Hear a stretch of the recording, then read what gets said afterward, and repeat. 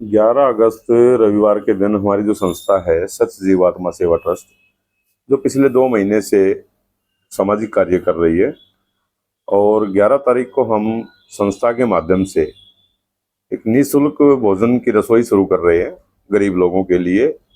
Civil hospital में जो मरीज आते हैं गांव से, वो गरीब हैं, असहाय हैं, दिव्यांग हैं, जिनके पास भोजन की व्यवस्था नहीं होती है, तो संस्था की तरफ से एक रसोई शुरू की जा रही है। तो अभी शुरुआत में हम 100 लोगों के लिए भोजन तैयार करेंगे अपनी संस्था कार्यालय पे, और वहां से हर रोज लगभग 12 से 1 के बीच में हम सिविल हॉस्पिटल में जितने भी पेशेंट आते हैं गाँव से, गरीब लोग, उनको लिए निःशुल्क हम उनको वितरण करेंगे।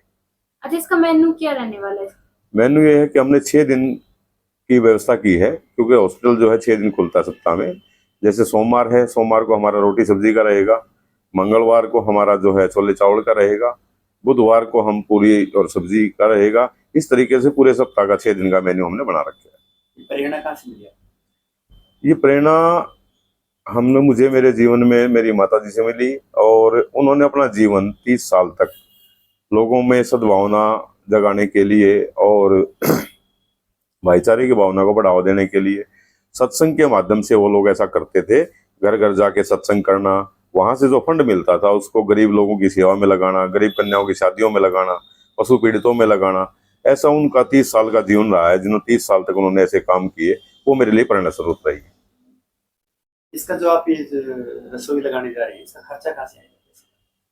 इसके जो फंड की व्यवस्था है, वो हम जो लोग ट्रस्टी हैं, कुछ तो हम ट्रस्ट के माध्यम से, जो हम ट्रस्टी हैं, अपने घर से अपने पैसे से हम इसको चला रहे हैं। उसके अलावा बहुत सारे हमारे पास दानी सज्जन हैं जो हमारे काम को देख के हमारा सहयोग कर रहे हैं, जिसमें सिविल हॉस्पिटल के डॉक्टर भी हैं और समाज से भी काफी लोग हैं।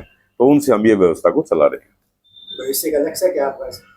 भविष्य का लक्ष्य हमारा ये है कि हम कम से कम 8-9 कार्य जो हमने अपने उद्देश्य में लिखे हुए हैं, अगले आने वाले 2-3 साल में हम उन सभी कार्यों को पूरा करें। जिसमें जैसे बच्चों के एजुकेशन की व्यवस्था है, गरीब बच्चों के लिए कापी किताब की व्यवस्था करना, भूखों के लिए भोजन की व्यवस्था हम कर ही रहे हैं, पौधारोपण करना ताकि वातावरण शुद्ध रहे, पोल्यूशन कम हो और हमारा जीवन अच्छा रहे, सभी स्वस्थ रहें। उसके हिसाब से हम जो जैसे हवन यज्ञ करवाना, उससे ही वो वातावरण शुद्ध होता है। तो ऐसे बहुत सारे कार्य है। गरीब ऐसे लोगों का जो बीमार हैं, असहाय हैं, उनके इलाज की व्यवस्था करना, उनके लिए वस्त्र की व्यवस्था करना, खाने की व्यवस्था करना, जितने भी काम है सामाजिक हैं, वो हमारी संस्था करने जा रही है। कैसा एहसास होता है इस प्रकार का असहाय इंसानों की सेवा करके? देखिए, एहसास की जहाँ तक बात है, तो मनुष्य का जो जीवन है वो अकेले अपने या अपने परिवार के लिए नहीं होता, अगर कोई समझे तो। और ये चीज हमने अपने पूर्वजों से हमारी समझ में आई है कि हमारा जो जीवन है वो, अगर हम सक्षम हैं तो थोड़ा करें, ज्यादा करें, लेकिन हमें करना चाहिए। हमें औरों की सहायता भी करनी चाहिए, औरों के लिए काम भी करना चाहिए। यही मनुष्य का धर्म है। उस धर्म को करने के लिए हम लोग काम कर रहे हैं। उद्देश्य क्या है इसका?